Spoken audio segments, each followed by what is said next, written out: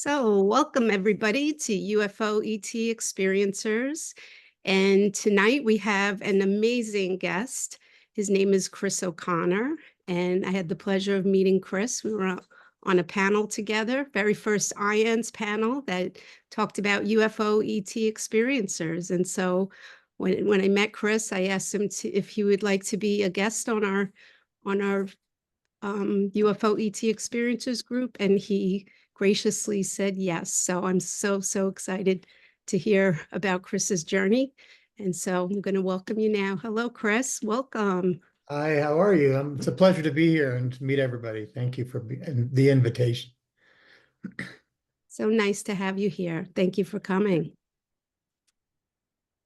Yeah, I'm thrilled to be here actually. So because it was such an amazing talk that you and I are part of at IANS, and it received a lot more positive response than even they were expecting. So that was a fun thing to be a part of, watching that transition. Yeah, it was fun. There was a lot of joy. I felt a lot of joy in the room, with the Yeah. people. And it was just, I still feel it whenever I think about it. So I just loved it. And I so enjoyed meeting you. So thank you for being part of that. Yeah, of course. Happy. Right. So if you want to just, you can start where you feel comfortable, but I usually like to ask people if they're comfortable, just starting with, your earliest memories of how things kind of came together, if you don't mind that, if you're comfortable with that. And then whatever you've discovered along your journey, we'd love to hear anything you have to share. So, Okay. thank you. Well, in the beginning, um, yeah, the story goes beyond my birth in this life, Okay. which kind of is a strange way to begin the story. But the fact is that we choose our lifetimes, we choose our experiences, we choose our parents, we choose who we interact with, throughout our lifetime, and what lessons we want to learn and the things we want to accomplish while we're here. And having remembered that, um, my soul family went to the United States government, military. I think it was probably the Navy, but it was either them or the Air Force, maybe both of them. That's not clear as to who they are or were that we approached. This was before I was ever born. And we made an agreement. There were things that I wanted to accomplish and that my soul family wanted to accomplish. And part of that was by going into secret space programs. Then what I that was did was that resting in the allowed front, me or trying to in the front room. that allowed me the opportunity to work with the United States government, and then they would basically be my host and sponsor for the, with lack of a better term. And then I would spend 20 years working for them. But I'm getting a little ahead of myself. So just understand that this was a plan that was set forth by myself and my soul family. Then I chose my family I was going to be born into. And I did that. I remember that moment. I remember choosing the parents that I chose and the time period. And then so I came to Earth and I was born. Now that process I do remember, and I can tell you guys about it pretty quickly because I think people find it fairly interesting. I mean, I do. So I was in a room, and I was looking out there was a room with like a slanted window. It was a large window, probably 15 feet or something. And there was like I-beams and a little small pony wall at the bottom. And outside of this window was the Earth, which is a sphere, by the way. And I was standing there. We were looking out the window at the Earth and watching it move very slowly. And I had already gone through records of the 3 sets of parents that I were considering to incarnate through. And I knew the first set of parents, my life would be really very good. probably comfort, well, whatever that entails, but it would have been a very good life. No real challenges. But if I had chosen that life, wasn't a great chance that I would learn what I wanted to learn by coming to Earth. Okay. So that was a risk, because when you're up there, your highest good generally is the whatever assists the longevity of the soul. And that's usually experience and learning. So I disregarded that first set of parents. Then there's another set of parents that was a little bit more difficult of a life. It was still a good life. I would still enjoy myself. Things would be quite good overall. And I might learn the lessons that I wanted to learn, but I might not. So that was a little bit of a risk, but not as much as the first one. Then there was my third set of parents, not through anybody's fault, necessarily, but they were the circumstances by incarnating through that set of parents were more challenging.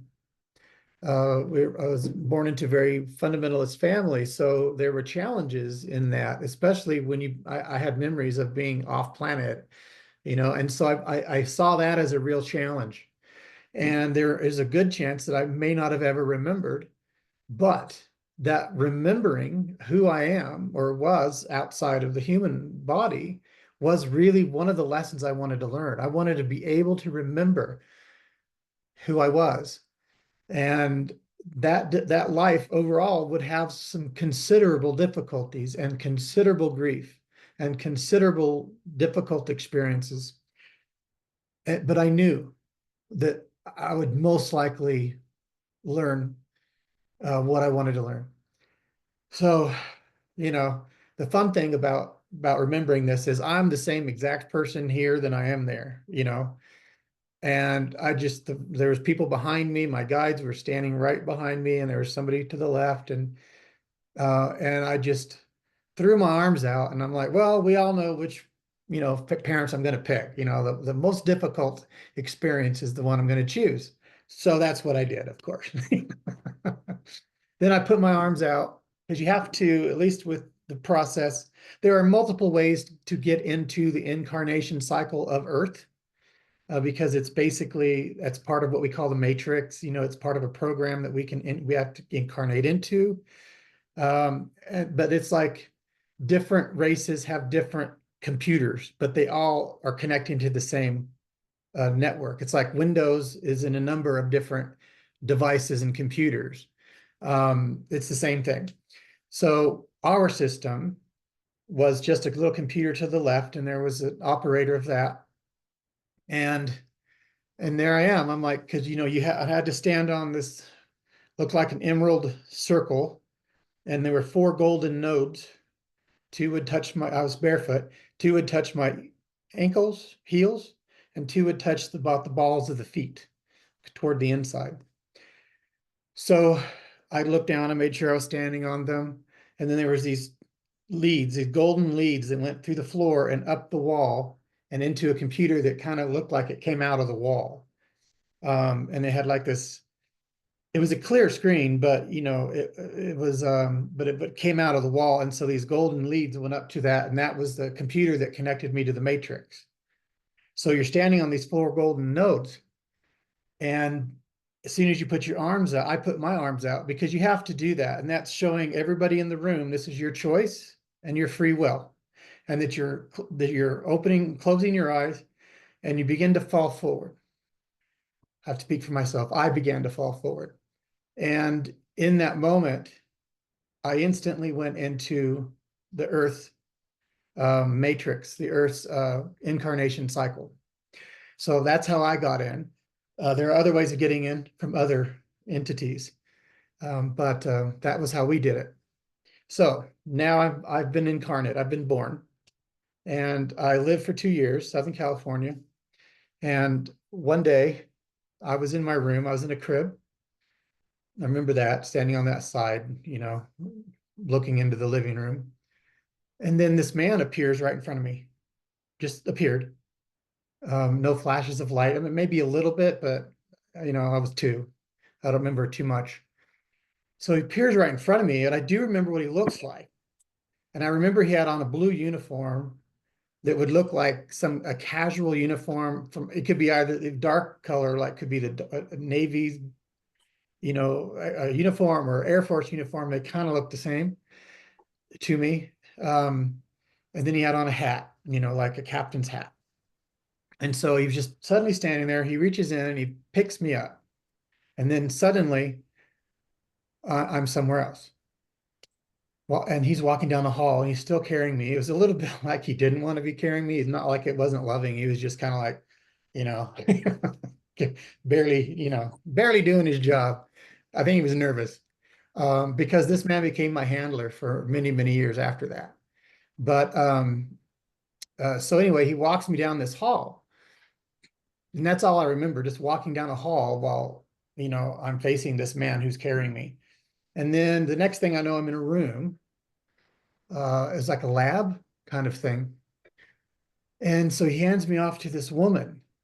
I remember her face as well. There was another person there. I don't know if it was a man or a woman, but they had on not necessarily scrubs, but kind of like clean clothes, And then she took me and she started wiping me down with what we would call today, because this was in 1970, what we would call today like handy wipes or something, And so I guess my guess is that it was sort of like they had to cleanse me of bacteria or whatever I brought in.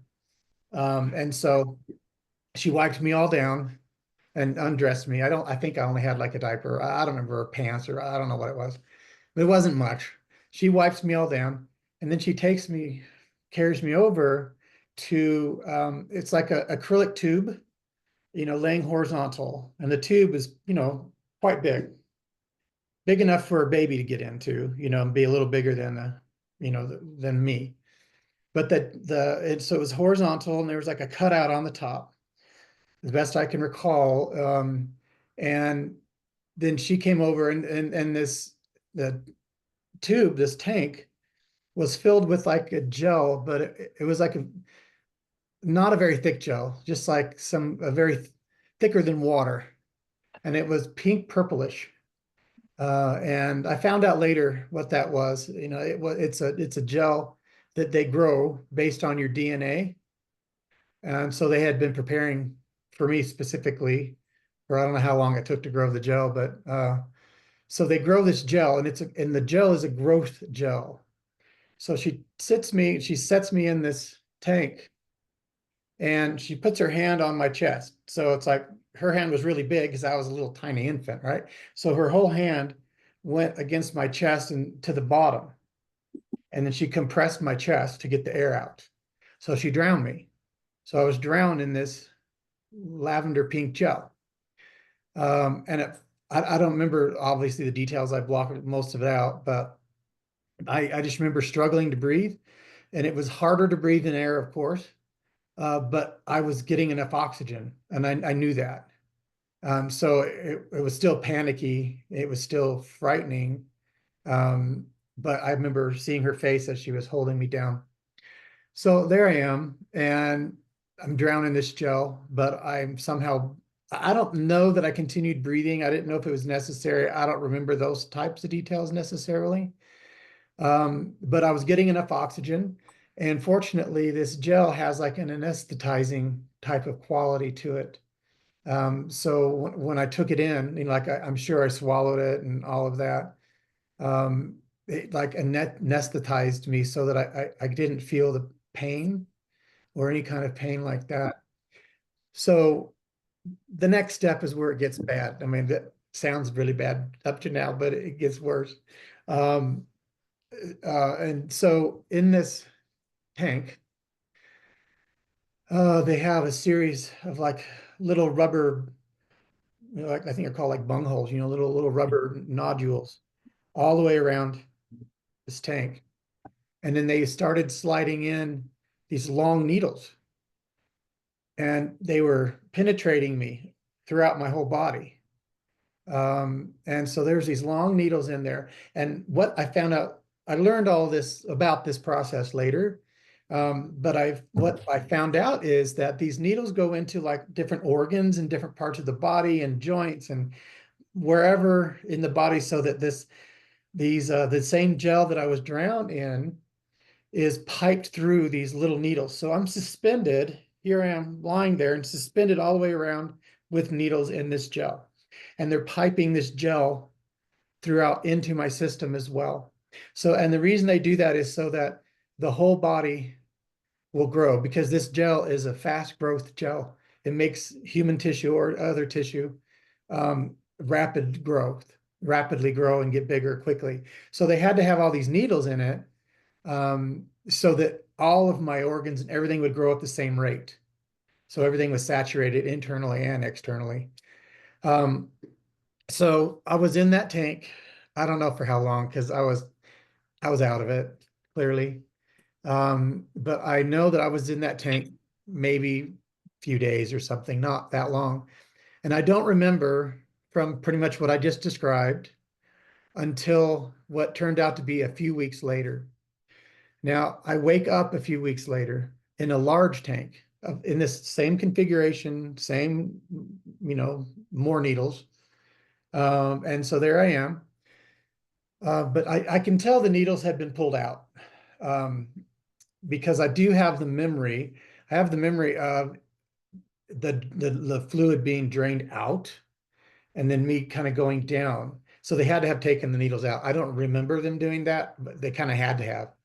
So anyway, they get me out of this tank, and it took, I don't know, a few days, a couple of days, for me to, uh, begin to learn to breathe again, because I was put, I think, on ventilator, if I recall. And so there, I had to go through the process of learning how to breathe and just all that. So my physical body had to kind of adjust. So they grew me in just a few weeks from a 2-year-old size body to about a mid-20s size body. So now I'm suddenly looking like a 25-year-old man. Well, the thing about that is that now I'm a 25-year-old man with a 2-year-old brain, which is, clearly not going to work. So what they do next after my body acclimated, because I just remember the trauma of it. I was crying like a little baby for 2 days, or what seemed like a couple of days, because I didn't understand what was going on. And so after my body acclimated and I calmed down, then they came in and they unlocked my memories, which they can do easily. And so they unlocked my memories, and I suddenly remembered everything about why I was there. I remembered I agreed to do this. I remembered it was a plan, and I remembered I had a job to do. Everything suddenly, and I remembered old past lives. I remembered so much stuff that we don't remember as humans because we're supposed to forget. To have an even playing field, so everybody's on the same level when we're born, and then what we gain throughout our life is our journey, our memories, or whatever it is we may gain. Well, they unlocked all of them at once. So there, I had to, manage that, of course, for a few days. But once they unlocked my memories and I knew everything about why I was there, that I agreed to it, and I remembered the plan, and I started working for the U.S. government, Air Force, Navy, both, on, in secret bases. And some of the work I did, I worked on some bases that I know is in the deserts of California or Nevada. Not exactly sure, but I remember what it looks like.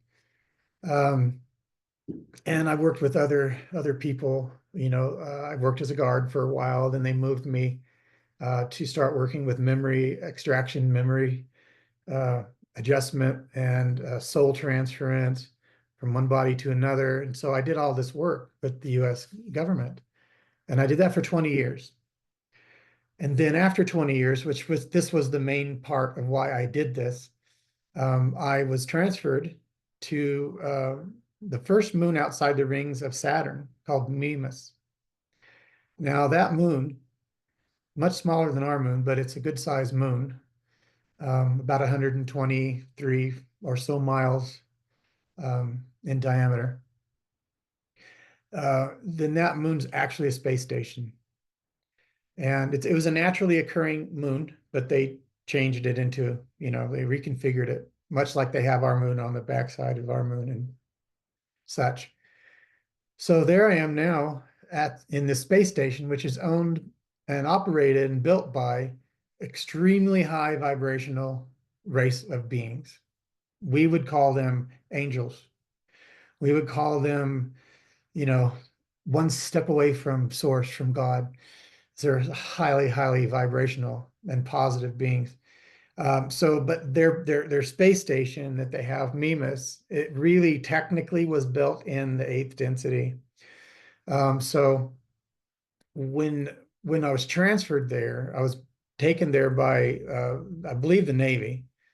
I just remember being on the ship, and I was put into stasis, which they did all the time to me. Most of the time I was in stasis while I was gone. But so there we go. We end up in Mimas in the ship.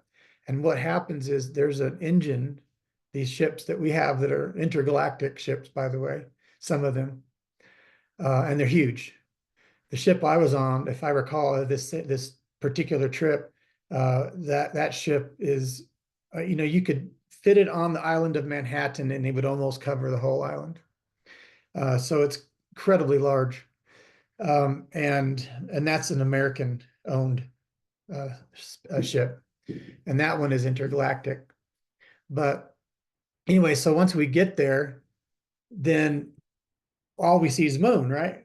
Because we're in 3rd density, the space station is in 8th density. And so what we see is a rocky moon to them is a big metallic space station, like the Death Star, for example. So there's an engine that there's engines on the ships that the US government has, and other governments of the earth. They have these engines, of course, that can go, many of them faster than light, and they can travel very quickly, and they can travel from galaxy to galaxy, some of them, not all of them. But they have those engines, of course, but they also have engines that are based and built for traveling from one density to another. So that same ship has I call it a density engine. I don't remember if that's the official name, but that's what it is. It's an engine that creates, changes densities. So we get on the ship, or we head to this Mimas, and there we are. And so we're looking at a rocky moon. They flip on the density engine, and there's this like electrostatic skin around the whole ship.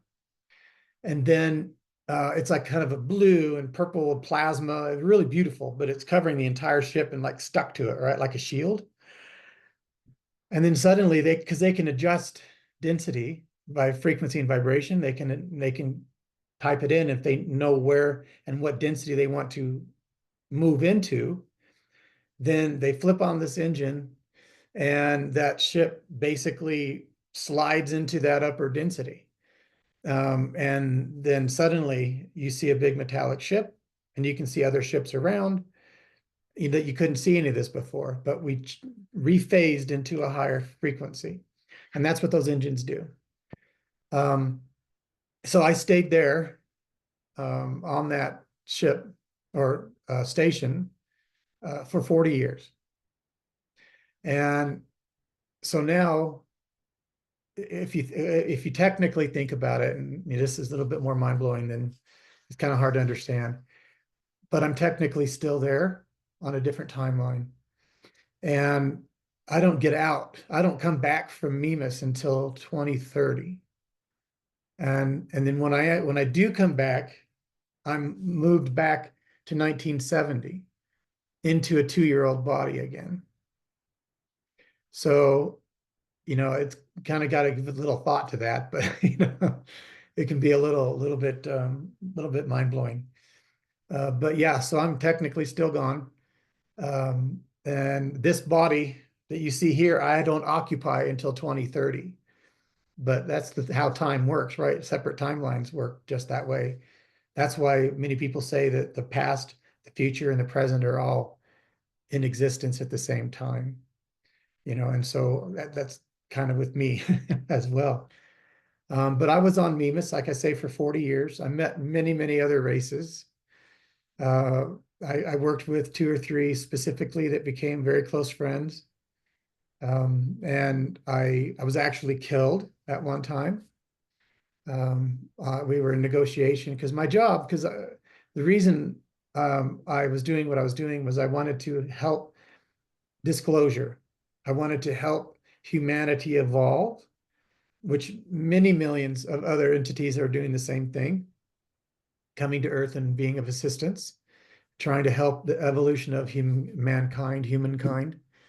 And so that was my goal. And part of that was I wanted to do that in a way that I was working with other races as well to help expose people to other races and not be afraid. You know, there are a few bad guys out there, but the vast majority of them are very positive and loving. Um, some of them are indifferent and feel like humans aren't anywhere near ready to be joining their forces, which in ways they're right. But I worked with a great many of them, and I'm not 100% sure where you want to, where if there's a specific question or a place you want to go. I mean, Yeah, wow, thank you. So I wanted to, if it's okay, if I can just ask you, you yeah, said that you're not coming back until 2030. Is that what you said? Okay. correct. So, but there's an aspect of you that's here, right? Yeah, In the physical. yes. So are you having, so can you explain that a little more? Because you said you're not really in, yeah, could you try Yes, I to, say. can you explain that a little more, please? Yeah, Because, it's a tough one. I get it. yeah, yeah. Um, Basically, time is a wave. It's measurable, and you can't create it because it's time, but time can be harnessed. And when you know how to harness time and you know how to use the different, because time, there's a timestamp, okay? It's like, how deep do I go? Imagine everybody, had their day today, right? They got up this morning and they're sitting here now. So this morning when you got up, there was a certain wave frequency of time throughout all of space and Earth, rather, mostly Earth, to be honest. There's a certain frequency. Every time that wave goes up and down, creates a different frequency so it can be measured. So now, if we want to go back to a time from this morning, if you have the right instruments and you know how to calculate it, you can go back in time to this morning because we know how to ride that wave. And it's the same thing with me. In 2030, after I finished my 60 years SSP experience, then at the end of that time, they created a copy of the of my body. So I'd be the exact biological being. They created that copy. They erased my memory and they switched my consciousness from my adult body at that time to a 2-year-old. That's exiting the program. Mhm. The program I was in, working with them. And then they take me and I don't remember. It seems like it's like a box or a doorway or some kind of weirdness. I don't know. But they schedule or they type in the timestamp of time, the wave, to 1970. But also there are other like so hard to explain. There's like crossbars to time, to the wave, and as the wave goes through time, it hits certain marks. So you know when to go. And they automatically know the coordinates of my parents' house. So they type in the coordinates and the wave pattern and the frequency of the wave from when I was originally taken. So they type that in, and then suddenly I'm there. I'm in the right place, I'm in the right time. And the only thing that was different when it came to my parents, which I don't think they ever knew I was gone because I was only gone a few seconds in their timeline. I somehow got from in the crib to down the hall in the closet with the door closed. Of course, 2-year-old can't even reach the doorknob, you know, so they were trying to figure out how I got moved. That was the only thing I think that they were even aware of. Wow. Yeah. So now, So does that mean that you, in 20, I'm trying to figure this out, in 2030, when 2030 comes and you go back to 1970, whatever, and you're 2 years old again, now mhm. you're going to relive the life that you just had now on Earth, or are you going to be in a totally different Yeah, timeline? so, it would be a different timeline because you can have pretty much have infinite timelines. Mhm. I'm assuming it's going to be another timeline. Um, it depends on, you see, also because Earth is evolving and all Earth's uh, frequency and vibration is changing. So because of that, I also kind of think that I won't be repeating it. You know, I don't know, to be Yeah. honest. I don't know. Are you happy about having to do that again? I'm just curious. How do you No, feel about I wouldn't want, it? I wouldn't want to do the last 57 years over. No. Yeah. Okay. Yeah, because that would, yeah, Yeah. that's just, Yeah, I want to move on. I mean, if it'll be, if so, it's another Chris. It'll be another version. But I don't think so. It's not like a loop that you get stuck in. okay. Okay. Very interesting. Thank you. And I also wanted to ask you about I wanted to ask you about some of the different beings that you met. And one Mhm, other thing I'm curious about, the movie Avatar, you know, when you tell your story, I'm brought into that movie because mhm. it sounds similar, the things that you're describing. So is it kind of like that, the way that movie is, with them It being is. those tubes and then but having these experiences, but the frequency is so high that they can't do it in the physical, that it's more of a consciousness state that they're actually Yeah. experiencing it? In my experience, you know, I can only speak of what I remember to have happened.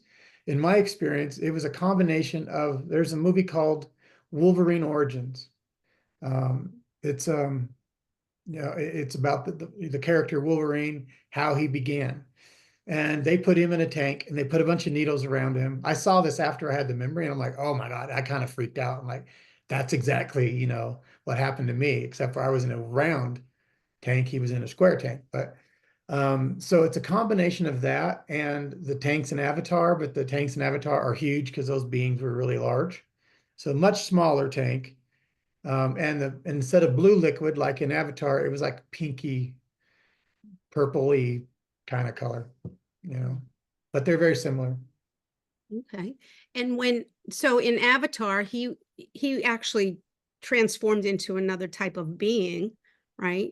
When you had your experiences, were you still a human form, or were you a different type of being having those No, I experiences? was me. I was me. They just grew my, you know, instead of taking 25 years to grow into that size, it took a few weeks. They just sped it up. That's all they did. Same body that I was born in. Interesting. So can you tell us about some of the beings that you met Mhm. along the way? Yeah.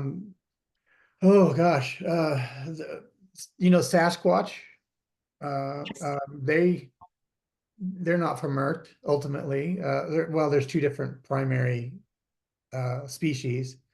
One is from another planet. The other is, you know, started on Earth. They look almost identical, but they have different abilities and intelligent levels. And, the ones that are from another planet are smarter than humans. They just, you know, that's just their form they chose to maintain. Then there's these beings that one of them they look sort of a crab. You know how a crab pulls in its claws, it kind of like all forms into one shape. They can do that. They're sort of humanoid, but they're like egg shaped, kind of very round.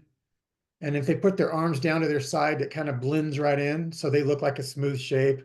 And then they wear these suits that are kind of like a latex, clear latexy looking material, you know, so Mhm. they're very form fitting. And so when they walk, their legs kind of like split a bit and they put their arms up and they come like, it looks like they just appear out of nowhere. So there's Are those. they, are they are they not like, how did you feel around them? Were you afraid of them or did you Not feel, at all. no? No. I don't remember. Well, there were a couple of races I was concerned about, I'm afraid of, because I was captured at one point and tortured by, these, they were reptilian Mhm, types. They don't, I haven't seen anybody describing them quite the way I've seen them, but I know there are multiple species of the reptilians. These are much shorter. Oh gosh, probably about 5.5 feet. And okay. they look kind of like Godzilla almost, but more humanoid shaped. But they have their faces are long and they come around like that, and their teeth, you can see all their teeth, and so they have that kind of Godzilla look. But then their bodies are just super jacked. I mean, there's like all muscle, Mm, and they're just really bulky, and they have a long tail, and they're like a dark browny black color, pretty solid color. I've seen mhm, some other reptilians that are kind of a greeny blue color, and they kind of fades depending on the males and the females, and they have more of a human look, that just more of a scaly human. mhm, And those really are not a real problem for humans. They're actually the original, from what I understand, the original Earthlings. They actually evolved from the hadrosaur dinosaur. So really, we're the ones that were brought in after they had already evolved to intelligent forms. So they're still around. They're not our enemies, but they could be if they had to be. They're mhm. very indifferent. I wouldn't go knocking on their door at all, because it sounds like a dumb idea and pretty dangerous. But then there are other entities. Well, can you do a screen share? Yeah, let me just make you a co-host. Hold on a second. I have to figure out how to do that. Because I have a couple drawings I can show people. Yeah. Um, all right. Let me bring David in to ask you a question while I figure out how to get Okay. that. Okay. All right. All right. Hold on, Dave. I'm gonna bring you in. Okay. All right. Hi, David. Hi, I want to first off thank you for all you've done. I know, I remember going through the same similar processes you did. I remember the goo. I remember the pins, the steel needles going through me, filling me up. I did multiple 60s and backs, and I remember having you at my trial when I got caught. And you were kind of, do you remember that? You were being at a trial, you were testifying not for or against me, but you were testifying because what had happened is we had gotten ambushed and they came at us on the side and we got caught and we were on trial, but the ETs understood that we were being controlled. You were one of the people who had to like justify our existence. Not like Mhm. justify our existence, but like not make a like you kind of had to eat shit for the whole humanity, which I'm sorry about. Do you remember that? Because I remember you being there. That sounds super familiar. I have to say, it really sounds familiar. But I have so many memories of doing that. Yeah, I know. My primary job was, because there's bad humans out there doing bad things, Yeah, and all of humanity. This is how it is for every race. All of all of humanity is responsible for these other bad beings, the Dark Fleet, whatever you want to call them, going out there and doing bad things. They come to us because we're at the embassy on the space station. They come to us and they make us explain what happened, and they make us accountable as a human race. And that's with every race, but that's just how it's done in space. They're Earth humans. They're out there killing. They're out there pillaging. What are you guys going to do about it? I That's remember. that. So that's that. Yeah, that sounds really familiar. I also there was another ET that I had just destroyed his colony, but he managed to step forward, him, and he decided to incarnate on Earth to go back and try and prevent that. And I have met this man in my life, and he is now my friend. He has no memory of this at all, but he's been into the ET and stuff. But as soon as I saw him, I was telling him things I never told him the person and been helping him everything else. But like I said, I've just been getting my memories back in the last year. But I remembered him stepping up, and he brought like 20, 30 people with him to help come back. So I like, for me, I always remember I have like memories of the future, but they are it takes like hard for me to like conceptualize everything because I'm still going forward. Yes. So I just wanted to say thank you again for that. And I did try to contact you a few months ago. Oh, were you not able to? Oh, I did, but you said you had to go on vacation, and when you got back, you would talk to me, and you never did. Please send me another email because I get so many of them. It just somehow it got lost. Again, thank you again for setting up on the trial. I did, yeah, it's not a good time, but thank you. Yeah. Thank Yeah, but please send another email and remind Yeah, me. okay. Yeah. Okay, thank you, Dave. All right, so you are now the co-host, so if you'd like to share screen. Okay, can you see all this? Not yet. Not yet. Okay, so let me see if I can get on here and do a share screen, tools, host tools, share notes, share screen. There we are. Can you see it now? No. Now. Oh, No. okay, so maybe why don't you go under host tools and click share screen, see if it works on your end. Okay, hold on a second. Oh, wait, hold on a minute. Uh,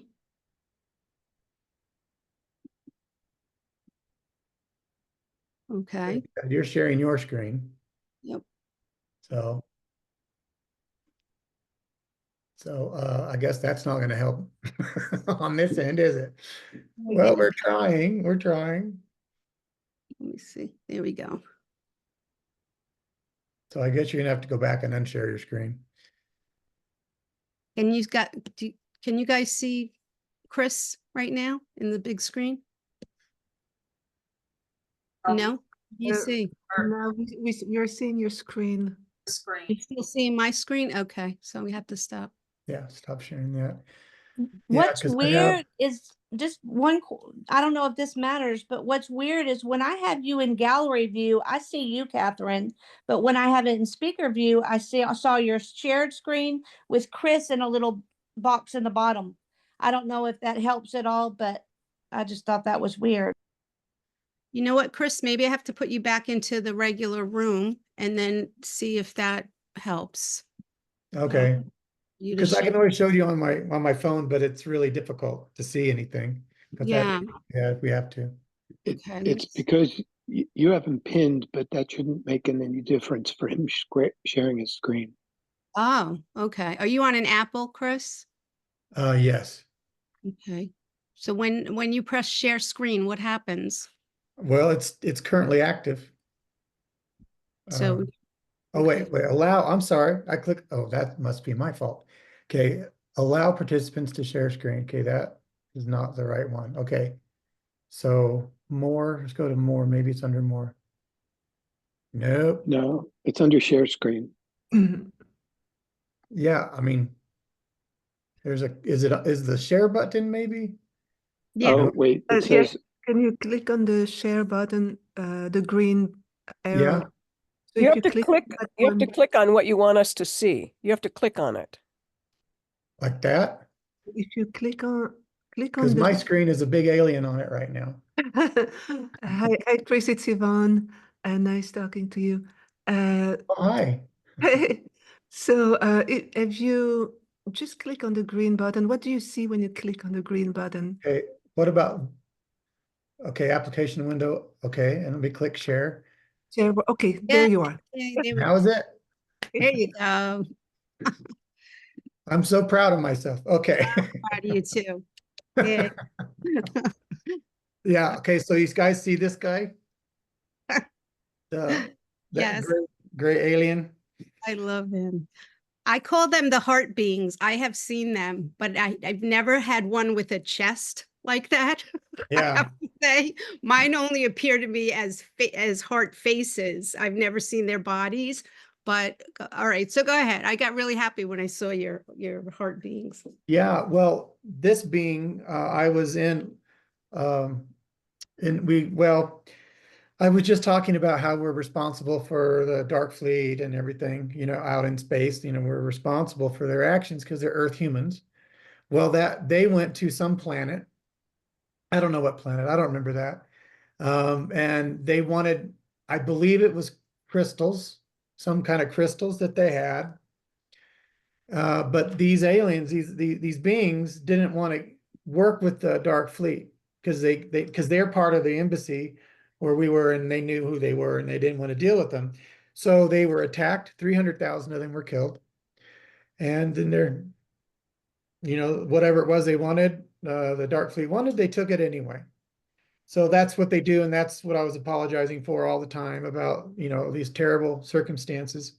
So anyway, we're in negotiation after this happened. These beings, they don't really have emotion like we understand it. A lot of beings don't. Their emotions are more, they're altruistic, but they're also ambivalent. So they're, like they want to do good things, but they don't really connect on an emotional level. But a lot of them do have a love that emanates from them. And these are sort of like that. Now, these particular beings, they emanate love, but see, love is different once we leave Earth. Love is a frequency and vibration. And to remain in love, you have to be compatible for it. And many races are, because they're more advanced and they've done more spiritual work. So these beings here came to the Earth Embassy on the Mimas space station. And they don't really get angry or really happy or really sad very often. But when they do, it's really quick and it's really extreme. So I'm sitting in like a boardroom with this particular entity and another one next to him, and I think a third one just behind him standing up. So we're across a board table, okay?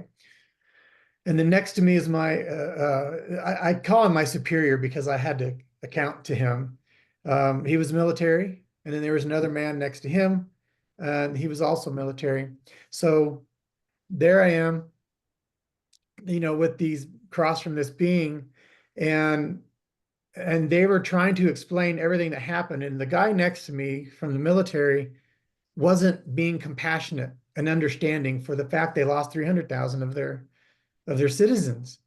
And these aliens, these beings were on the verge of coming to Earth and actually exacting revenge, which isn't usually their common behavior either, but they were just feeling really emotional and upset. And my superior wasn't understanding that. So I told him, I said, listen, you've got to be more compassionate and understanding, because this is a huge deal for them, and they're on the verge of breaking. And then they started talking some more, and he still wasn't getting it. So this guy here put his hand straight across his chest, and this beam came out of where our heart is. A beam, a green beam, like a laser, came out of his chest and hit me in the shoulder, the upper right shoulder, and it killed me. And so, long story short, they rushed me to the medical facilities, which were close by, and they always kept a spare copy of your body, my body. And in case there is an emergency, all they had to do then was transfer my memories and my consciousness into the new body. But they can only do that if it's your same DNA. They can't put you in another body. It has to be, because it's a pineal gland connection, and we all have a different and specific frequency. So they moved me. It took a couple of days for me to adjust to the new body, the nervous system. It's like I had the flu for 2-3 days. And then the guy that was my superior came in, sat on the end of my bed on like the second or third day, And he said, listen, you know, it's really terrible, all this that happened. He says, but the good thing is that this guy felt so bad, he was going to kill all three of us because he just lost it. He said, but he felt so bad about what he did. They began to understand that he was behaving like the Dark Fleet was when they killed 300,000 of them, and he didn't want to do that. So he felt really bad about it. And so we actually became friends after that. So this guy became one of my friends. He's about 7 feet tall. So Wow. that was a long story. They don't all have these long stories, I promise. Did you ever But get to see his face or like? yes, yes. Now let me go back. The reason he asked that I not draw his face, because his face, it's not like flat on, like you and I see. It's more like this. Okay, so he has a really thick chin, and he's 7 feet tall, so he's like looking down, like he's glaring down at you, and it's kind of a frightening look, even though they're not frightening people. I know I said he tried to kill me, but it was under really special circumstances in that moment. It is not what their usual behavior would be. But you know, if you were in charge of, you know, people and 300,000 of them were attacked and killed, you're going to be high, you know, pretty emotional. And so I understood that, you know, and like I said, we became friends. But the reason I didn't draw his face is because he thought it looked scary and he didn't want to scare anybody. So he Okay. asked me not to draw his face. Right. That makes So I didn't. sense. This guy, his name is Jigadim. I don't remember very many names, but I do remember his name because we were friends. We were he's a mixture of Arcturian and Andromedan. He's a hybrid between those two races. And they're amazing. They're just high vibe, full of love. And we were friends for 40 years, you know. And their eyes, their race, their eyes, I don't know if I can zoom in or not, but yeah, anyway. Well, their eyes, you can see it's a little bit sparkly, but they're very small in compared to their face size. And I would just stare into their eyes, not just his, but others of his race, because their eyes are dynamic. It looks like they're dark. They're like almost black, but real dark. But then suddenly there's like, looks like gas out in space, like a nebula. So these brilliant colors, and they're sparkling like with gold flecks. And with their emotion, those gases move and they change colors, and they get it like a bright pink or blue or yellow or purple or whatever. So as you're talking to them, you can tell how they're feeling because their eyes are changing constantly. And I'm just standing there staring at them. And they were very tolerant because they know it's pretty captivating. But anyway, he's amazing human. You know, I say human, but amazing being. And yeah, so his name was Jigadim. Yeah. Then there's these guys. They're about 5-ish feet tall, and you can see they have the shape of a head of like a cobra snake. And then they have this proboscis, this nose of like an elephant seal. And their skin was more like an elephant seal. So it was like thick and, you know, cracky and stuff. But they're also super loving, and they build ships. That's their specialty, is they're shipbuilders. And they build ships that have consciousness. So I don't know, I think that's pretty remarkable because I've been on ships that you walk on to the ship, and it's like a little puppy that you've been gone all day and you came home, and this little puppy's so happy to see you, just thrilled that you're home. Well, that's how the ship, you can feel that energy from the ship because they have a consciousness. You know, this is stuff we don't understand as humans right now, but and I can't wait for people to learn this stuff. It's just like, it's so exciting. I get all excited. Here's another, these are one of those high vibe beings I was talking about that I believe, I'm not 100% sure on this, but I believe this is part of the race that owns the Mimas station. But there's quite a few really high vibe beings out there, and they could be another race that owns the station. But these are really, I mean, they're talk about angelic. Mm. They're nothing but love, nothing but love. And they appear to people all the time, and people, see them as angels and things. So they're really great. Love the colors. Oh, they're brilliant colors. This is just, I think this is Jigadim ship because I still see this in the sky from time to time. And it's I don't know, like a mile wide. It's huge. So I just drew it because I'm gonna show people what that ship is I see fairly often. And here's a badge. This is a badge that a patch rather that we had while I was in the SSP, and I never liked this patch. I never liked it because you can see it's very much like the United Nations here on Earth, and all the colonies that we were on off of Earth. But I never liked the sword and the sickle because to me that was very negative. It was like we're conquering and bringing in. So I always complained about the badge, but patch, but I had nothing to do with it. And I show this to people because I'm like, maybe someday somebody will remember that. And they're like, yeah, I remember that. Nobody yet, but it's all good. So, okay, well, that's kind of it for the moment. This is just a little room, one of the rooms I stayed in, and this is just a past life. Well, you might be interested in this. This is a past life. This is on Earth. This was a few thousand, several thousand years ago. And those bright pink colors, let me move it over a little bit.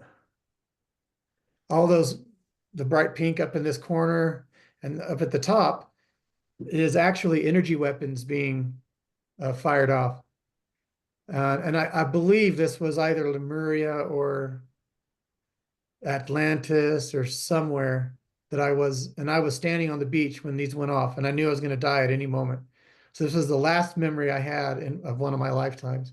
So I just drew it so people could see it. So, but yeah, those are energy weapons that have been set off to destroy this colony. And they actually accidentally overcharged them, so they did a lot more damage than they expected.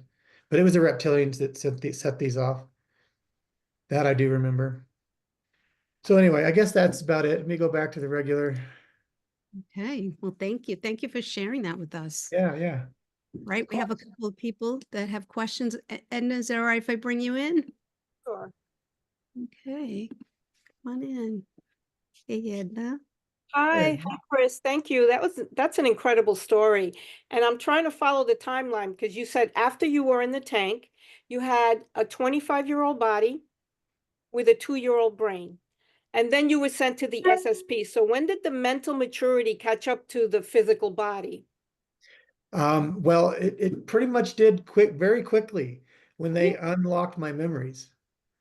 Suddenly, bang, I remembered everything. I'm like, oh, now I know. I'm not just a 25-year-old body crying like a baby in the bed for 2 days. I suddenly remembered everything about why I was there. I mean, it was still emotional. It was still difficult. But at least I understood at that point. But it only took seconds to unlock memory. It's very easy. All right. And you've had these memories since you were 2 about everything you did? Not all of them, but many of them, yes.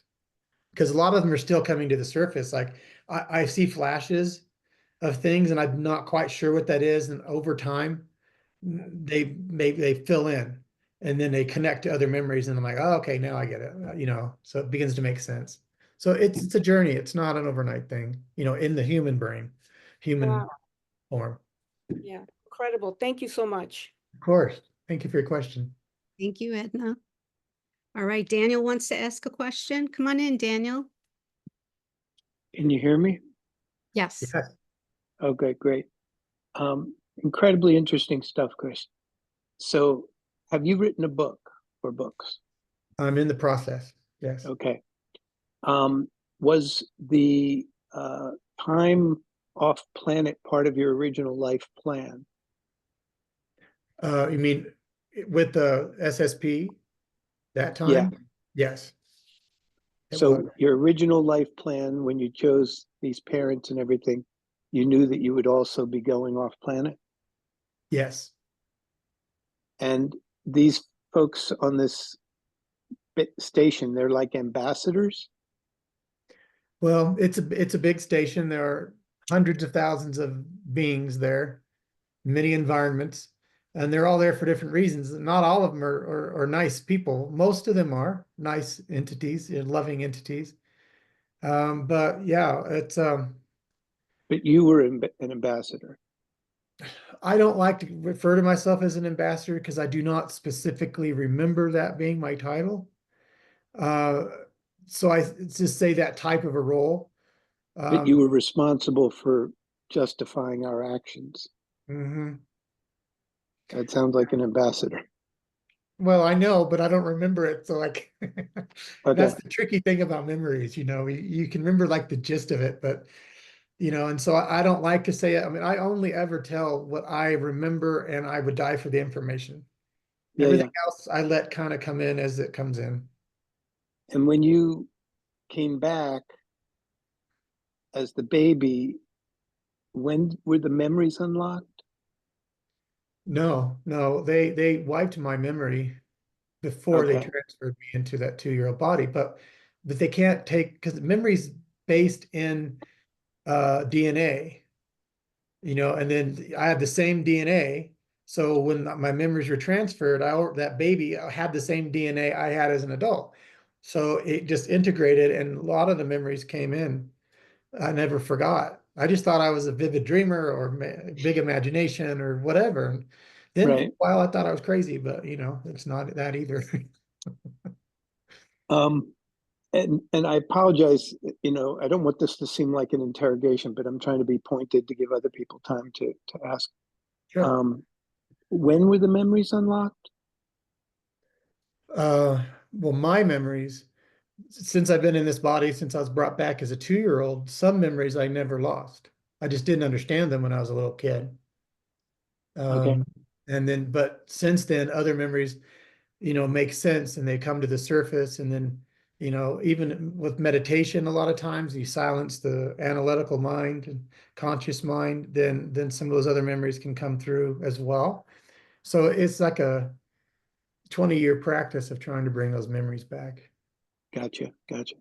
And you mentioned what did you call them? The dark force? Dark fleet, that's the Fleet. generic term a lot of people refer to them as.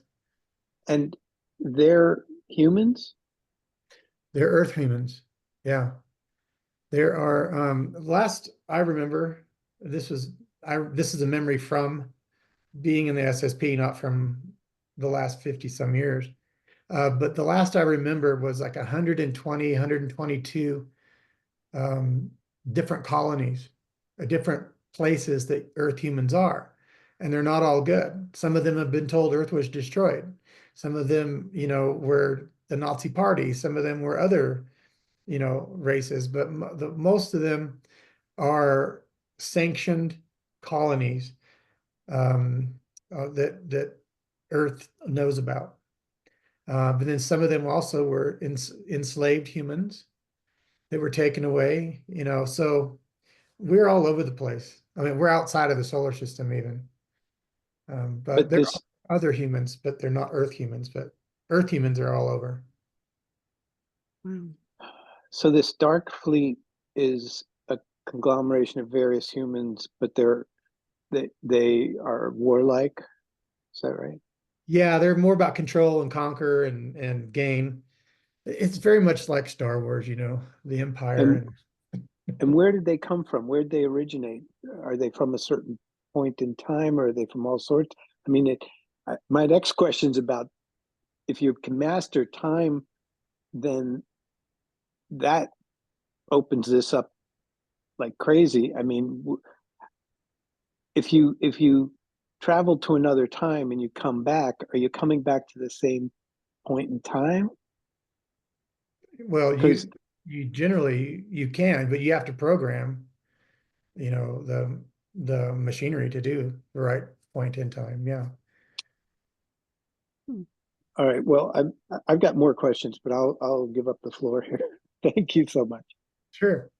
Daniel, if you want to ask another question, I'll call on a couple more people, and then if there's time, we can Good. bring you.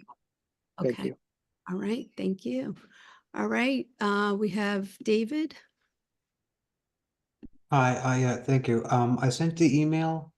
I have a quick question. I talk a lot to the mantis beings, and one of the things that they've always told me is you were not here for the fighting, you were here for the healing after. And I wanted to go after the knockoff and Dark Fleet, all of them, because they've been attacking me for a while. And they told me not to go after them, just to endure. Mhm. And they said, don't worry about it. And yesterday, when I spoke to Brian Sang, he also wanted to form a counterforce to go after them. And then he asked me to go ask my guys what they said. And I told him what they showed me was, he said there will be no battle, no big final battle. He goes, he wants you to gather the people, the soldiers, for healing, not fighting. And then they showed me that a bunch of vibrations were rising up, and then they showed me a balloon emptying. So it seems like there's not they did like whatever happened, like either if the universe or something goes up, there's going to be a lot of beings that don't go with it. Have you heard that too? Oh, absolutely. That's part of the process. Okay. Because They the said Earth, that so it's coming in the next couple of years. yeah, well, the Earth is evolving to, it's basically a positive planet, and its frequency and vibration is raising. So as people die off, they can reincarnate in three ways. They're going to reincarnate and come back to Earth if they're positive and they're a frequency match for the new Earth, which is like less than 100 years away. It's like really close. So if they're a frequency match, then they can come back and continue their experience in fourth density on Earth. Then there's those that are going to move on in a negative uh, uh, polarity, just call it that, and they'll go into a fourth density negative, but they won't be on Earth. It'll be somewhere else. Then there's a third group, people that are not eligible to move on to fourth density at all, negative or positive, because they haven't done the work, and they will go to another planet that's a full third density planet, and they're going to continue the mixture of negative and positive in third density. That's why third density is so hard, because it's mixed negative, positive, and everybody's fighting and clashing. But fourth density is not that way. It's either all negative or all positive. That's basically what I heard. Thank you for confirming that. Yeah. All right. Thank you, David. Okay, Frederick, let me bring you in.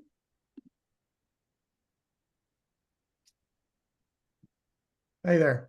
Hey, how's it going? I'm sorry my screen isn't clear as it usually is. I'm not sure what's going on with that. But my question is, have you done any work with the military now in this physical form? I don't know if I can even ask that question, you know what I mean? But have you worked with any organizations or anything now? And if Not in this body. They sought, the Air Force tried to get me to join for a few years. Mhm. And it didn't sound right. It didn't feel right. So Yeah, I didn't join any. I mean, I almost did, but then every time I would, guidance would be like, don't do it. right. Like, I all can right. see it. So no. I can see why, you know. Okay. Good question. Another question I had for you was about do you have any like dreams about this stuff now or out of body experiences? And you did say you've seen some crafts in physical form now, so you still kind Yeah. of see this stuff, and that's my next question if you understand what I'm asking. I do. I make a connection pretty often.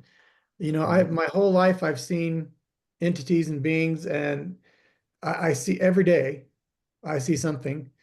Um, and sometimes they're full body. It's not very often. Usually, because I can feel them pretty well, they don't put the energy into appearing. They'll just come in. And just recently, I was doing an interview similar to this, right? And all behind me were all these orbs flying around, for several minutes. And that was several beings that came into the room. I could feel them behind me. So I have those type of experiences. I do travel when I go to sleep because we're building something somewhere. I know exactly what it looks like. I could describe it to you.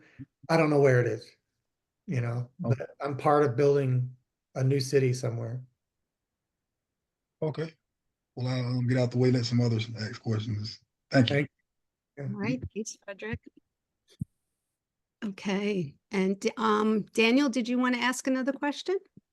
No, I'll let the other folks who have hands up go first. All right, let me get Edna in here. I do have questions, but I'll go later. Yeah, thank you. Hi, Chris. You had said that you had the memory of how you came into the matrix of the earth, but you said there's different ways to get into the matrix of the earth. And my question is, are you aware of any of the other ways there are to get into the matrix of the earth? It depends generally on your soul family and the technology that they have. It depends on primarily that, because it's the same program for everybody. Everybody has different technology, different computers. Let's just make it easy. Different Right. computers to connect to the same program. So I just remember that there are different programs and different technologies. That I just remember my experience in that. I don't remember any others. Thank you. Sure. Oh, sorry, I muted you, Edna. I was trying to get you in the other area. Hold on. Okay, so I have a question for you. Okay. I was just curious about if it's okay to ask, about your parents in this lifetime. Are they aware of this part of your life, and how are they with it? Or do they have experiences themselves that they, can identify with your I do have some family members that are fully aware Mhm. of my whole story, and they're very supportive because they're like, they know I'm not going to lie about this kind of stuff. They're like, well, we believe you. It's tough, but we believe you. Right. And That's I good. even, Yeah. yeah, I mean, because I even talk to guidance, and I'm like, if I go public, it's available to everybody, family Right. and all. They're like, Right. don't worry about it. Anybody that needs to, they will have an experience. And that has very much happened. I have some of my family that literally UFOs are outside their window, and they're like, okay, I can't deny it now. There's something to what he's saying. Yeah. So I've been really fortunate that way. Good. Good. I'm glad to hear that. Yeah. All right, Sabrina, come on in. Hello. Hi. My first question was, have you met people down here or seen someone that you met up there? Okay. I'll need you to repeat that because you cut out. So have you met anyone down here, humans, right? That you met up there? Yes. Yeah, there's the man that was next to me. I was telling you that story when I was shot. He lives in France, and he contacted me through email, and he explained the entire scene more than I'd ever told anybody, and still more than I've ever told anybody. And I'm like, oh God, it's you. You were there. Yeah, and so there's him, and there's a couple of other people that I know. There was a young girl that was with me during, she was a guard standing with me, and I've met her again. So there's 2 to 3 people. There's a third person also, but I haven't fully figured out how we were connected, but I know we were. So there's probably 2 or 3 more like that. So yeah, I have met others. Yeah. And my second question was, in your dreams, can you at will go to certain places? Oh yes, I'm pretty good at being able to travel. I found that even at night, at night sometimes we're vulnerable, and so negative forces don't come in and try to mess with you. Sometimes, not all the time, obviously. So I've learned how to place protection even in my sleep. So the more time that goes on, I'm able to do more and more while I'm actually asleep and be conscious of it.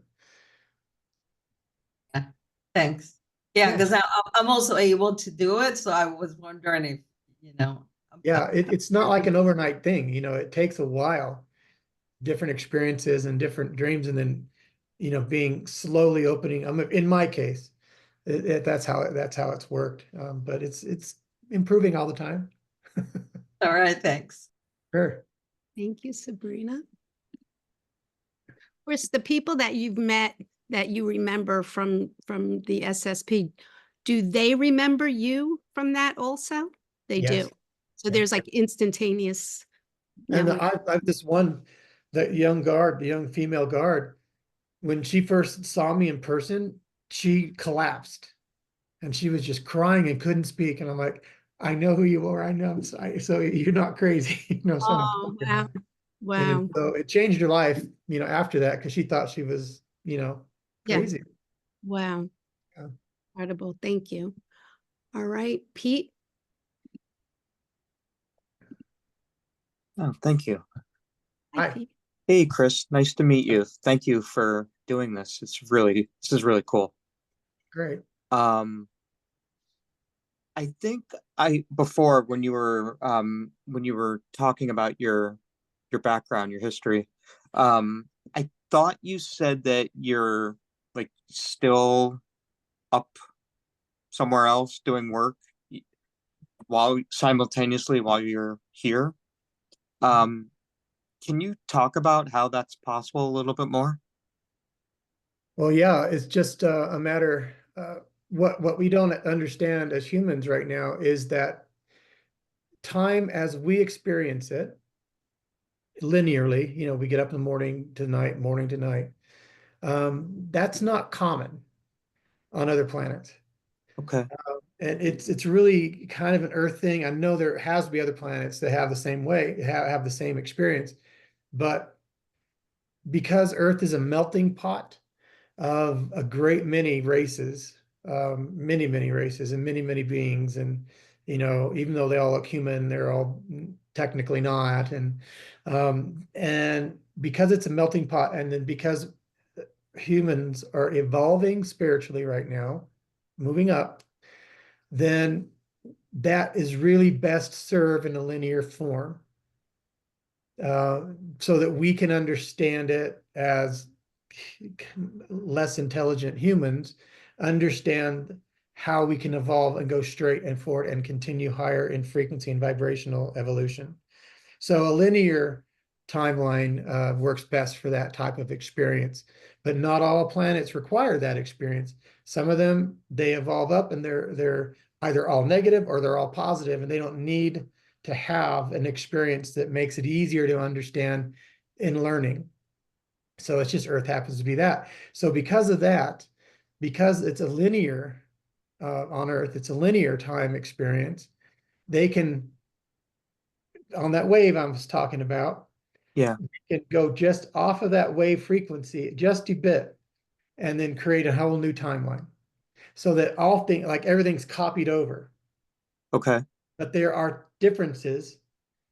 In fact, a lot of people that do deep meditation, a lot of people that are highly connected and fairly high vibe, jump timelines all the time. And it's like suddenly everything is kind of the same but different at the same time. Like growing up, I was doing it all the time. Wasn't even aware of it. I would see, for example, like a movie trailer, and I'd be with friends, and I'm like, why is that movie trailer coming out? The movie came out 6 months ago. And I'm telling them all about the movie. I'm like, no, it hasn't come out yet, And so weird things like that. Yeah. So it's just basically a copy, frequency copy, vibrational copy of the timestamp wave, and they just slightly move it out. So then you have two running simultaneously. Okay. So is there a copy of you?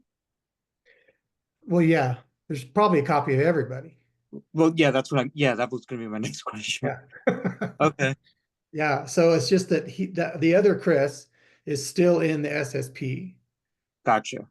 And so when I was if I'm Chris, right? If I'm that Chris in the SSP, then there's a Chris on Earth having a conversation with you right now. Right. Although he's on Mimas. Yep. So Yep. it takes a minute to absorb.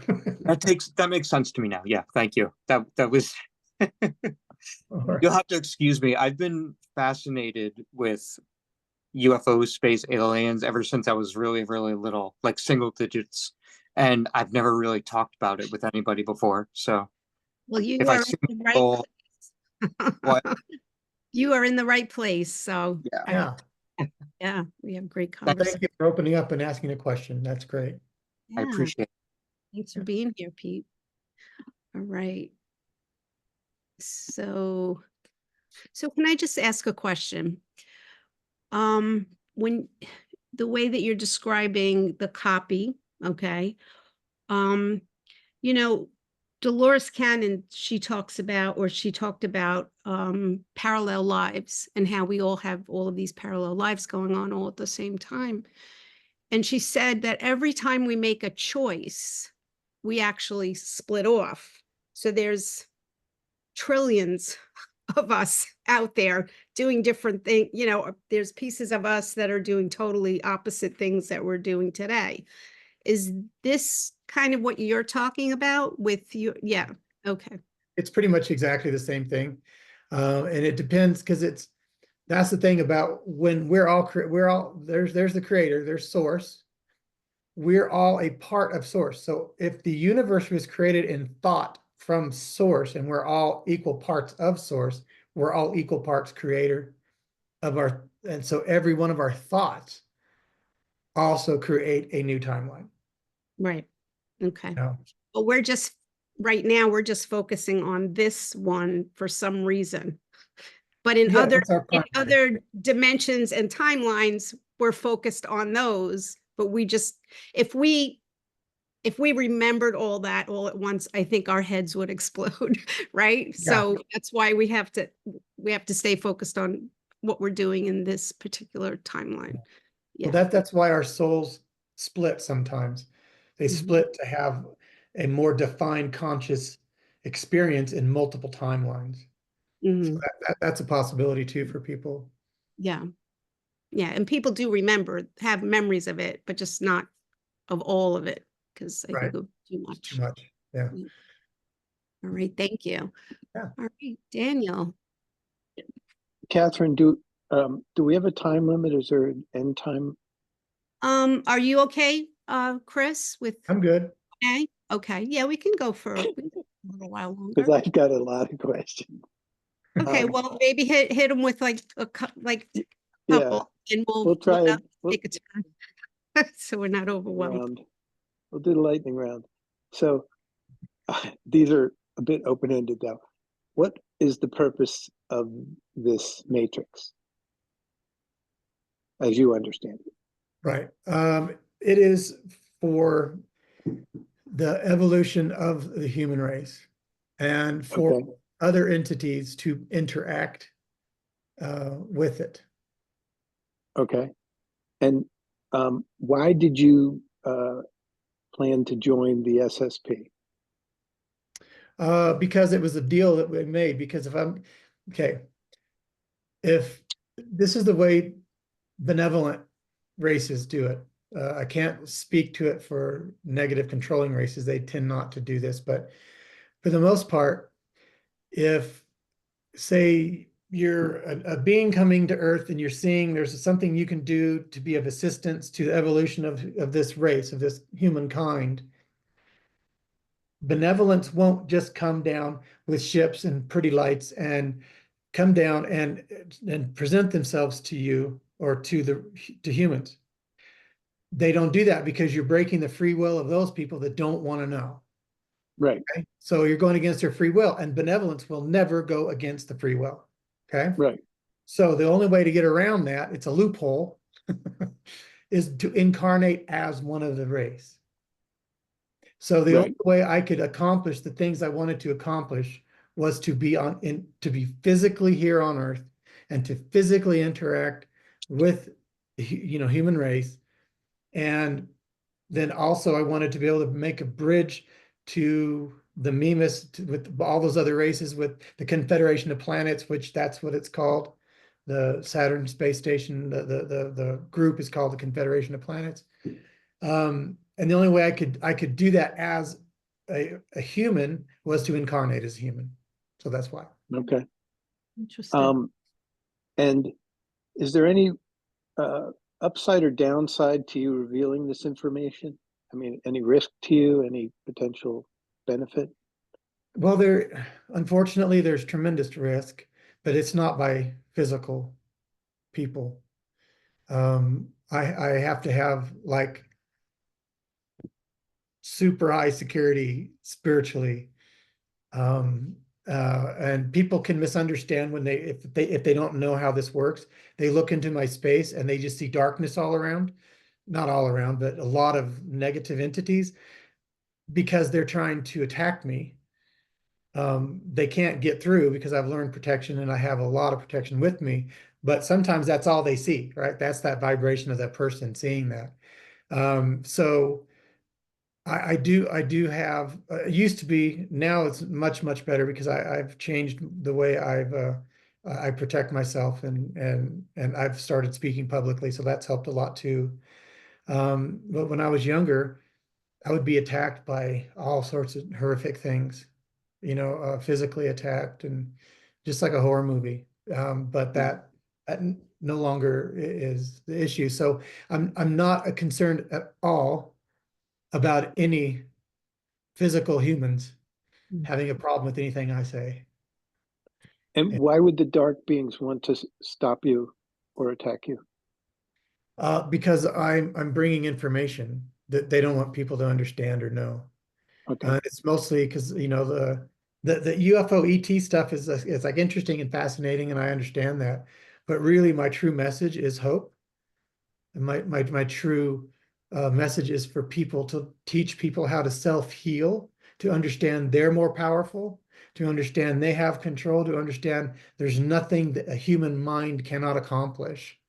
And there's nothing that can get to a human, in a negative way if they don't allow it. So what I do, and with negativity, their goal is to conquer and control.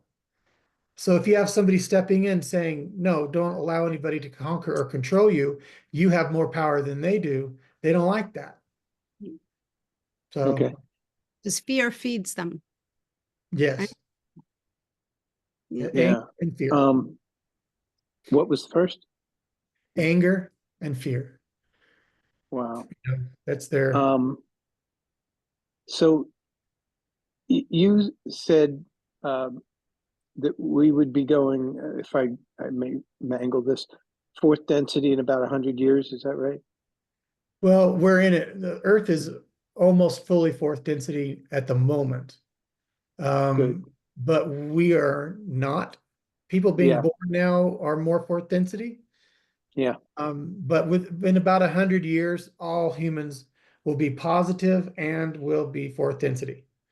But we have to die off and allow the others to come in. So the population will be lower, but it's just because there's a lot fewer fully positive people. Right. And is there anything else you know about what's going to happen in the interim between now and then? Well, there's going to be some real challenge at times.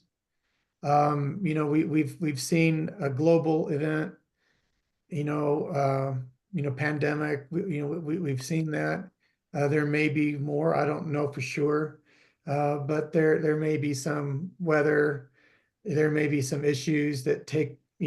What it is it's opportunities for people to leave the planet in a more without the whole planet, being struck by an asteroid. That'd be too traumatizing, because we all have to die off and be reborn on Earth as a full fourth density being for the Earth to move on, for us to move on. And it could be one big cataclysm, or it can be a bunch of small things. And then just allow people to choose how they leave, whether they're conscious of it or not. It's their choice. And this SSP program, is it the same as, there's somebody else who talks about the 20 and back program? Do you know about that? Yeah, there's a number of people that are talking more about it now than historically that they would. I know Corey Good says he was the first to coin it. Maybe that's right. Probably true. I don't know. But do they go as adults, and get brought back as adults, as opposed to the the growth program you went through? The program I went through is the least common. Okay. Because it's so expensive. That gel is so incredibly expensive, and the process is expensive. But the reason, this sounds kind of cruel even to me, the reason they do that what they process they did with me was because it's the same body that you were born in, and your consciousness and all is intact into that body. If they grow a clone, which they do for most people, and they move you into a clone, there's a chance that you won't seat into your pineal gland quite as well. And so memory retrieval could be much more difficult. And a lot of those people often don't have memory retrieval. They're taken, some of them are actually taken and they're trained for years as kids and up to adults and become super soldiers. And that happens too. So they don't need the growth program because they're going to train them for years. So, the process that I went through, and others, of course, was the least common way of doing it. Thank you so much, Chris. I'll let others. Thank you. Okay. Thank you, Daniel. Sabrina, did you have another question? Yeah, so I was just wondering, maybe a message. Oh, you're fading in and out. Okay, let me move my mic again. If you had a message or something you could share, because there's so much discord and people's vibration are really going down. So if there's any words that you could share to help people at least become a little bit more balanced and a little bit more neutral with the way they look. Well, I can give a piece of advice. Stop watching the news. Just stop. The news is intended to separate humanity and fight amongst ourselves. That is intended.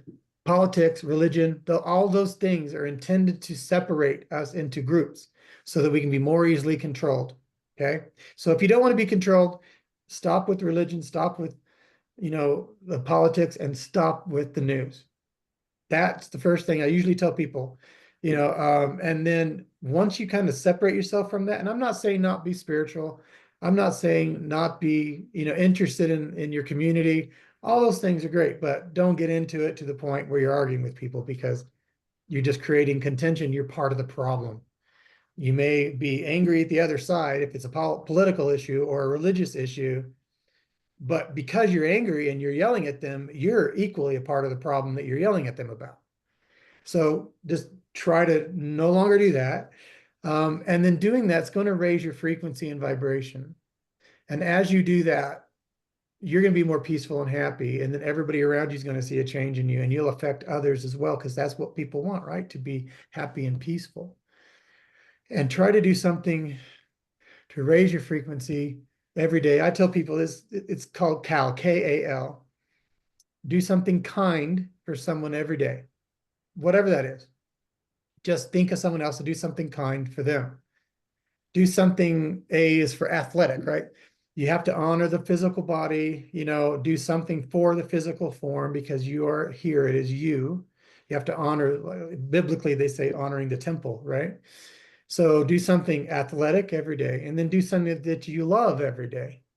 It could be anything, just do something you love that brings you joy.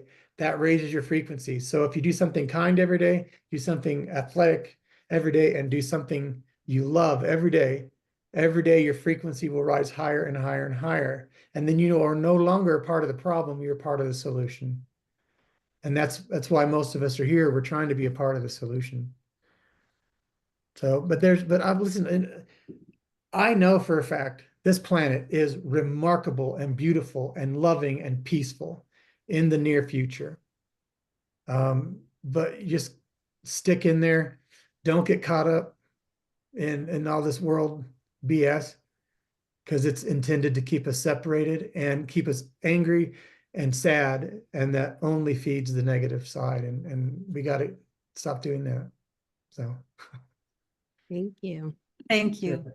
yeah. All right, Yvonne. Hi. How are you? How are you, I'm Chris? good. How are you? Good, good, good to see you again. And See you. yeah. Yeah. At the beginning, you mentioned before coming to Earth in your pre-birth memory that you were in a space where there was a window and you saw the Earth rotating. I have Mhm. exactly that same memory.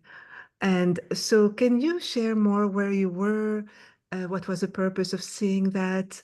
Because I have exactly that memory as well. So, Wow. I love That's great. I run into people fairly often. They're like, "Oh my God, that's the memory I've been. I have, and that's good. That's confirmation for one another, right?" Well, the purpose of it was that was me having to. It's like ceremoniously saying, "Okay, I'm going to incarnate on Earth." You know, and then we were looking at the northern North America, right? Watching kind of how it was moving, and it was just it's beautiful. So we were just admiring it. Um, and so I'm like, okay, because I knew I wanted to see where, if whatever parents I chose, where would they be? Where am I going to be incarnated? When I come to Earth, where will I be? And so that was the reason of looking, because I could see that the west coast of the United States as it was kind of traveling, because it's bigger than you think, right? So it kind of goes around. You can't see the whole thing. Part of it's in the dark, in my view, because the sun was to the left. And so as it was coming around, the west coast to like Colorado, almost to Texas, was lighting up. And so the west coast, and I knew that I could pinpoint visually where I was going to be born. And so that was the purpose of it. that's amazing. That's amazing. In my memory, I was in a structure that felt more even like a spaceship. That's crazy to say that. Were you in a structure, in a building, or was it more an open space? Where were you when you had that memory? It was a room. It was an open room. White room? Yeah. Yeah, it was open. There's the only thing in there was that computer coming out of the wall on the left. And then on the far left wall was like a bank of monitors. They were Yeah. just like, clear monitors. They weren't like a big bulky thing at all. They were just thin, and the bank of them. And that's where I had looked, before. I have memories of looking at my mom when she's 5 years old and my grandmother. They were walking down the street in Compton, California, and I could hear my grandmother's thoughts. She's thinking, "Oh, what a beautiful child." I could hear her thinking that about my mom. My mom's on a tricycle and little black patent leather shoes and little yellow flower dress. So I remember having those memories. So it's just one single room with really nothing in it, but I don't think anything was to the right at all. Everything was either to the left in front of me or on the left wall. Okay. Thank you so much. Thank you, and I hope to see you back in Durham. Thank Yeah, you. yeah, we'll see. Thank you, Bye. Yvonne. All right. So any last minute questions, or is everybody good? All right. Well, I just want to say, Chris, thank you so much. This was so wonderful having you here. And I was so looking forward to it because, when I heard part of your story at the IONS convention, and I just was like, oh, wow, I'll get to really pick his brain, and other people will get to ask really good questions. So this was just such Yeah. a fulfilling night. And I appreciate you being here, your vulnerability, and your sharing so much with us about yourself. So thank you. It was wonderful. Absolutely. And I really appreciate the questions. I know people feel like they're kind of bombarding me, but I've never been able to generally answer a question, so I'm fine with it. Yeah, that's great. Yeah, people had really good questions, Yeah. and that's why I love doing these because, even if I can't think of, a question, somebody else thinks of it, you know what I mean? And then it's like, oh my God, everything kind of comes around full circle. So between, Yeah. between myself and everybody else in the room, it's a wonderful community of sharing. And so thank you. Thank you for being part of this. And you are always welcome to be part of our community. I just want to let you know, anytime you want to come and be part of our sharing groups or our speaker groups, you're always And people, anybody, I'm totally open for people sending emails and questions, and y'all are welcome anytime. How do we find your information? The easiest way is to go to my company website. At the bottom of it is my email and stuff. And that's just deemscompany.com, DEEMS company spelled out .com. And at the bottom of that page, they have there's like email links and stuff like that. So that's the Thank you. easiest. All right. Oh, I see we have one more question. Is that okay? Edna has her Yeah. hand. Okay, thank you. All right, Edna. That was by mistake, sorry. Oh, Edna, okay. No worries, no worries. All right. Well, thank you again, Chris. And it's been a wonderful night. And thank you everybody for being here. I so appreciate all of you. And I look forward to seeing you all again soon. Many guys. blessings. Thank you. Bye-bye. Thank you, Chris. Good Bye. night. Thanks.